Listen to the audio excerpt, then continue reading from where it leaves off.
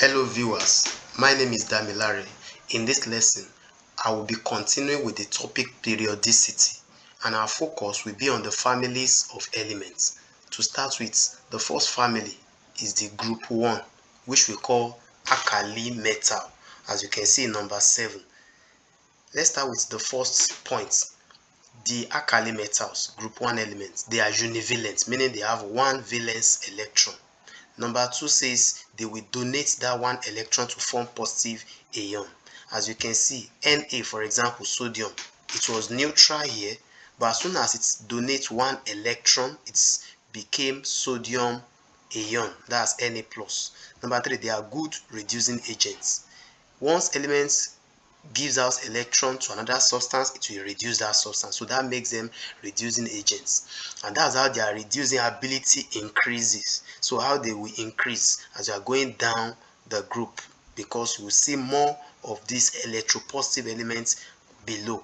Number 4, they form electrovalent compounds. As soon as the metal releases electron to a non-metal, they will come together by what we call electrovalent bonding. Number 5, they are very good conductors of electricity. Group 1 element, they can conduct electricity and are very electropositive. Number 6, they react vigorously with cold water. When you add water to sodium, for example, so it will react with it. As you can see, sodium and water. So once they come together, it will first give you sodium oxide, Na2O. Then the hydrogen will be also deposited or produced. Then number 7, they are known as alkali metals, the group 1 elements. So as I said earlier, alkali means soluble base. So meaning that these group 1 metals, they can form soluble base like sodium hydroxide. So lithium, sodium, potassium, rubidium, cesium, and francium, they are metals in group 1. That tells us that francium is the most reactive of these metals, is the most electropositive of the metals in group 1. That leads us to group 2. Group 2 element, they are divalent element, meaning they have 2 valence electrons. They ionize by donating 2 electrons. For example, magnesium, so it will lose 2 electrons and become Mg2+. Number 3, they are good reducing agents. So meaning as they are giving out electrons, they are reducing that particular substance, and this reducing ability will be increasing as you are going down the group. Then they form electrovalent compounds. Why? Because as a metal, they will donate electron, another element will accept it. So that's electrovalent bonding. Number 5, they are very good conductors. So being a metal, they will be conducting electricity. Number 6, some of them react vigorously with cold water, while others with steam. For example, based on our periodic table, if you are coming downward from magnesium to calcium, you will notice that the calcium is higher than magnesium in the electrochemical series. So mean that the calcium will react with cold water, but for magnesium that is lower, it will react with steam. Then the last thing, number 7, examples of these group 2 elements, which are also called alkaline earth metals. Examples are beryllium, magnesium, calcium, strontium, barium, and radium. So these alkaline earth metals, they call them alkaline because they can form soluble base like calcium hydroxide. That leads us to group 3. Group 3 are trivalent, meaning they have 3 valence electrons, and these same 3 electrons are what they will donate. That's number 2. They donate 3 valence electrons and become positive ion. So they are also good reducing agent, because once they give out electron to a substance, they will reduce that substance, and this reducing property will be increasing as they are going down the group. Then number 4, they form electrovalent compounds, because once they give out electron to a non-metal, that non-metal will accept it. So through this process, we call it electrovalent bonding. Number 5, they are very good conductors of electricity. Remember, metals are good conductors of electricity, so we find them also in group 3. Aluminium, as one of the elements in group 3, can react with steam. So that tells us that as we are going away from group 1 to group 3, it means the ability to react with water will be reducing, and that's why for group 3 it needs steam. Then number 7 is that the examples of this group 3 element, that means the boron family, examples are boron, aluminium, gallium, indium, and thallium. That leads us to group 4. Group 4 are tetravalent elements, because they have 4 valence electrons. So another special thing about group 4 elements is that they can exhibit 2 oxidation states. They can have +2 and +4. This +2 is stable. The stability of the +2 state compounds always increase. That means as you are going down the group, you notice that the stability of plus 2 will be increasing. For example, carbon is on top, so it means the plus 2 of carbon, maybe carbon 2 oxide, down to silicon 2 oxide before you start moving to lead 2 oxide and the likes. So it means it will be getting more stable, so as you are going downward. But for the plus 4 compounds, those ones will be decreasing or moving down the compound. It means the stability will be decreased, it will not be stable as you are moving to those lists or the ones at the end, talking about the lead. So the lead 4 oxide, so those ones, they will not that be stable, but starting from carbon 4 oxide, those ones will be stable. So meaning that they will be decreasing when it comes to plus 4, but for plus 2 they will be more stable. Number 3, the group trend in changing from non-metal to metal or moving down the group. It means as we are moving down from the carbon, which is non-metal, by the time you get to the last one, you'll be seeing the lead. For example, you also see the lead and also the tin. So you see them at the end, towards the end. So these are metals. So that tells us that from non-metals downwards, you see metal. Then number 4, they form covalent compounds. For example, carbon, which is a non-metal, with oxygen a non-metal, they will form a covalent carbon, or carbon and hydrogen. That's from our hydrocarbons. Number 5, they are non-conductors of electricity. Remember, it's a non-metal, so they are non-conductors. Though some of them, when it comes to this graphite as carbon, graphite may conduct electricity, but majorly non-metals do not conduct. Number 6, carbon does not react with water. When we're looking at group 1, group 2, we said they will react with water, cold, and steam. But carbon, which is in group 4, it will not react with water in any form. But when you go down to silicon and tin, those ones are towards the end. So those ones, they can still react with steam. They will react with steam. So at red heat. Then number 7, they are known as carbon family, the group 4, because carbon is the first element in that group. So they use it to name the family. So others are silicon, germanium, tin, and lead. That leads us to group 5. Group 5 are non-metals. They show two valences of 3 and 5. That means they are negative, like nitrogen 3 minus. So this same nitrogen is in group 5. That's why you used to hear nitrate 5, nitrate 5. So it means they have 3 and 5 as their valences. Then they are oxidizing agent. Remember, from group 1, group 2, we have been saying reducing agent, but here this one is an oxidizing agent. Why? Because it's accepting electron. Anything that is accepting is an oxidizing agent. Number 4, they ionize readily by accepting 3 electrons. So their own is to accept. So, and once they accept, they become negative ions. That's 3 minus, unlike the plus that we found in group 1 and 2. Then number 5, they are bad conductors of electricity. Remember, they are non-metal, so that's why we find them as bad conductors. Number 6, they are electron acceptor. So they always accept. Number 7, they are known as nitrogen family, because nitrogen is one that starts this group. Others are phosphorus, arsenic, antimony, and bismuth. That leads us to group 6. Group 6 are also non-metals. They ionize readily by accepting 2 electrons. So you will notice that as we are going down to group 6, group 7, so we are seeing non-metals that are accepting. But when we started, we were seeing metals that were donating. So here they accept 2 electrons to form negative ions. And that's why, for example, if you look at oxygen, so oxygen, when it accepts 2 electrons, you see it becomes O2 minus. Then number 3, they are oxidizing agents since they are accepting. Number 4, they do not attack water.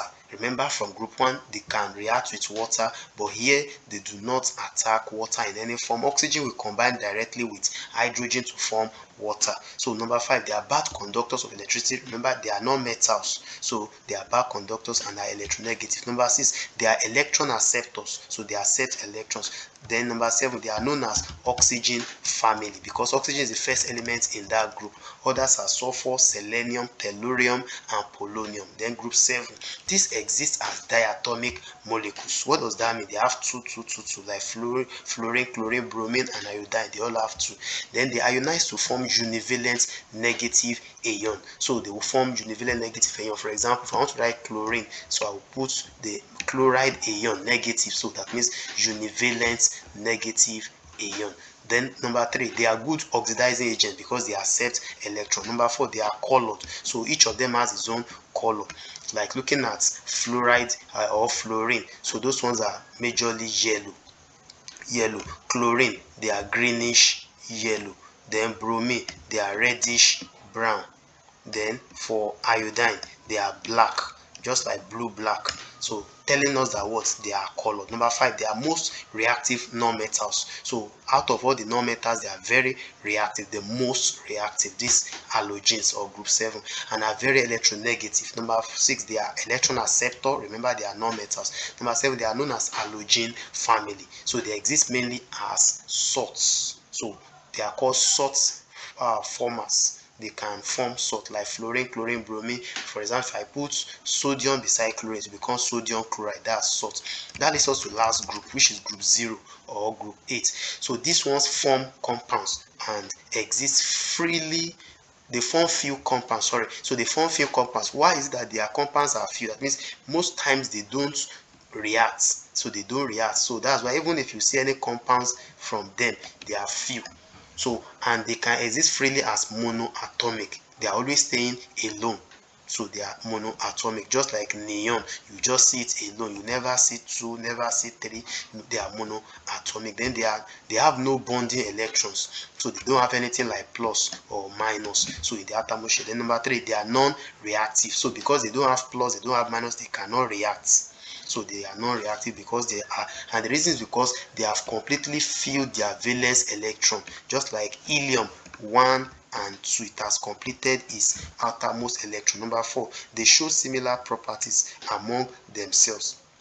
That means neon, helium, argon, they are having something very similar, and that's why they are all gases. So they have something that is very similar. Then number 5, they bear no resemblance to the halogens. So they are different from those ones that are before them. That's group 7.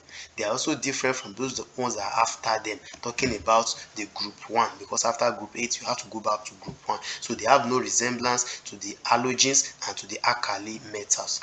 Then they can grade their physical properties. They exhibit in gradation in their physical properties, so that they will be increasing their as the atomic number is increasing, so their properties will be changing. So that's for number 6. Number 7, their melting and boiling points normally increase, while their ionization energy normally decrease as you go down the group. Why will their melting and boiling points be increasing as you are going down the group? Remember, if you are going across the period, the melting point and boiling point of non-metals always go down, always decrease, unlike metals that their own is always increasing, because for metals you need more strength to break metals. So but non-metals, you don't need more strength. So that's why that one will be decreasing if you are going across the period. But when you are coming down the group, then it will now be increasing. The same now when it comes to ionization energy, their own ionization energy will be decreasing when you are going down the group, because when you are going across, ionization energy will be increasing. That means there's need for energy to remove electrons from all these non-metal when you are going across, but when you are going down, it will be decreased. Then the last one, number 8, they are known as noble or inert gases. That means unreactive gases. This group 0. So examples are helium, neon, argon, krypton, xenon, and radon. So these are the first 8 groups. Then there are some, we specially call them reactive metals. That's merging group 1 and group 2 together. They are very reactive metals. So talking about sodium, magnesium, potassium, calcium, and so on. So they are very reactive, and that's why we can call them S block. They belong to S block because their outer electrons are in the S subshell. You will see SSS in their outer subshell. So these metals are all high in the electrochemical series. When you check the electrochemical series, you'll be seeing sodium first, the potassium first, the sodium followed by sodium, the calcium, and the like. So they are under the first set of the electrochemical series. The densities are very low. Melting and boiling points are also very low than most other metals. Now, when I say densities and melting and boiling points are low, that doesn't mean they are low in comparison with non-metals. No, they are high in comparison with non-metals. But when you compare with other metals like transition, then you see them becoming lower in density, melting, and boiling point. Then they can form stable ionic compounds. That means they can ionize. Then that leads us to another family called transition metals. So these transition metals, they are between group 2 and group 3 elements in our periodic table. So they have something that is very similar, these transition metals. And these transition metals, they have some metallic properties such as high tensile strength. They are very strong, high melting point. Before you break them, it takes a longer period of time. They belong to group the block D, because their electrons, the outer shells they are arranged at the subshells. So they get to the D subshells, so across this block. So then the examples of this transition metal, we have the scandium, the titanium, the vanadium, chromium, manganese, iron, cobalt, nickel, copper, and zinc. So if you want to remember, you can just say Steven, this STV for Steven, crying. So that means Steven is crying. MN for mainly. Why is it crying? Mainly for, you use iron as for, then this one as co, ni, then cous, coneco. So Steven, STV, crying, CR, mainly for coneco. So these are the first 10 of the transition metals, and we see them as much less reactive than the metals in group 1 and group 2. You know, we say group 1 and 2 are very reactive, but these ones, they are less reactive compared to those group 1 and group 2, just that they have high boiling points than group 1 and group 2. So it means there are some advantage in group 1 and group 2 compared to this, while this one also has its own advantage over the group 1 and group 2. So they have properties that are different from that of reactive metals. So the general characteristics now of the first transition metals. When it comes to transition metal, number 1, they have variable oxidation states. That means some of them we have +2, while some of them we have +4, just like lead 2 oxide, lead 4 oxide, so and so on. Copper 2 oxide, copper 1 oxide, so they have different oxidation states. Even some have 7, some have 5, like when it comes to manganese, so they have variable oxidation states. They form colored ions. So like you can say for vanadium, that's green. You can say very good, VG, that's green. For the iron, we have the one that is brown, we have the one that is green. So each of them has its own color. For copper, that's blue, so that's why we say they are colored ions. They also form complex ions. Complex, for example, copper, we can use as copper 2 tetraamine, copper 2 tetraamine. So that's in a complex sort. Then they are also paramagnetism. So all those, remember, if you look at magnets, we have all this iron, the steel, and the likes. So they are also product of paramagnetism. They are used as catalysts, like nickel.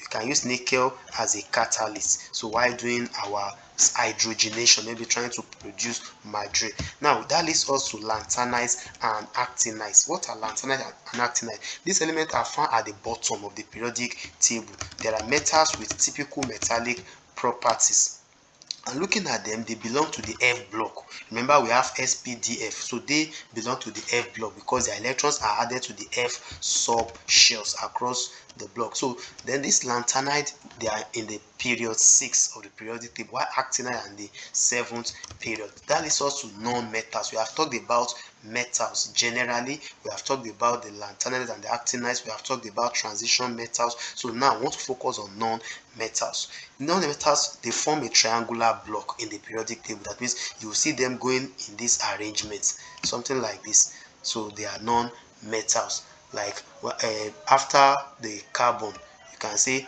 boron, carbon, nitrogen, oxygen, fluorine, neon, and so on. So by the time you come down to next page, by the time you reach aluminium, so aluminium, silicon, you start entering into this space, phosphorus, sulfur. So talking about the triangular form, so they form a triangular block in the periodic table, which are located between group 3 and group 7. So they are sometimes called the P block. So because the outermost electrons, they are in that P subshells. Then the non-metals, example, we have nitrogen, oxygen, silicon, phosphorus. So if you want to remember, you can just say, as if you want to write poison, poison, POI, the S. So turn it to I and the N, poison. So you remember phosphorus, oxygen, silicon, then nitrogen. So and the halogens generally, halogens talking about chlorine, bromine, iodine, so they are all non-metals. So they are also group 7 element, talking about the halogens. Then we move to noble gases. So these noble gases, we've talked about them before, the last group, they are called noble gases. They belong to group 0. They call them inert or noble. They are completely filled, their shells are completely filled. So and for their own, they belong to the S and P. So because their outer shell, you have both S and P subshells in them. They are unreactive. They don't join with any other element. Examples are helium, neon, argon, krypton, xenon, and radon. That leads us to metalloid. So when you hear metalloid, that's semi-metals. Some elements are very difficult to classify as either metals or non-metals. So such elements are called metalloid, or you call them semi-metals. They include boron, carbon, silicon, germanium, arsenic, tellurium. So these are found as follows in the periodic table. So they are called metalloid. So as I round off this topic, we'll be looking at diagonal relationship in the properties of elements. Diagonal relationship in the properties of elements in the periodic. What is the meaning of diagonal? As you can see, this arrangement, this is what we call diagonal.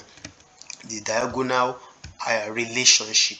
The first thing we need to know is that in our periodic table, there are some elements that they are related diagonally, like lithium and magnesium. So they are related diagonally, lithium, and so that's why we have lithium and magnesium as our examples. Then we also have beryllium and aluminum, boron and silicon. So they are related when it comes to diagonal relationship. So what are the things we can say about them? They have diagonal resemblance. They resemble each other. For example, this particular lithium and magnesium, remember that when you are going to the right, the metallic properties will be decreasing, but when you are coming down, the metallic property will be increasing. So meaning by time increase and decrease come together at the center, it means they will become neutral or the same. So that's why lithium and magnesium will be the same in terms of, or let me say, they will resemble each other in terms of behavior. The same thing applies to beryllium and aluminum. And take note of something. Anything that you notice that it is okay, let me use this same one, that is decreasing across and then is increasing downward. For example, let's use atomic size. Atomic size will be decreasing across, atomic size will be increasing. So if they now ask that between lithium and magnesium, which one has the highest atomic size? So this is just what you do. You say, okay, since lithium, the atomic size is increasing downward. So that tells us that normally the elements here, that's sodium, has greater or bigger atomic size than lithium. What of magnesium? Magnesium atomic size will now decrease because here lithium was small, sodium is higher in terms of atomic size. So the sodium that was higher, by the time it comes to magnesium, it will become lower, meaning that lithium will now be higher than magnesium in atomic size. So anything that is decreasing to the right and increasing downward, by the time it shifts, it will be obeying what is at the top. So if it is vice versa, that means anything that is now increasing here and then is now decreasing here. So meaning if this is higher than this, by the time this one moves down to this place, it will just follow the increase that is at the top. So meaning that aluminum will be taking the increase. That means it will be more than beryllium based on the context of what is happening here. Okay, so that's just what diagonal relationship is talking about. Now let's look at lithium and magnesium, for example. Remember, we have said lithium and magnesium, they have diagonal resemblance. So they are extensively hydrated due to their small size. So they are extensively hydrated. That means lithium can be hydrated, magnesium can be hydrated.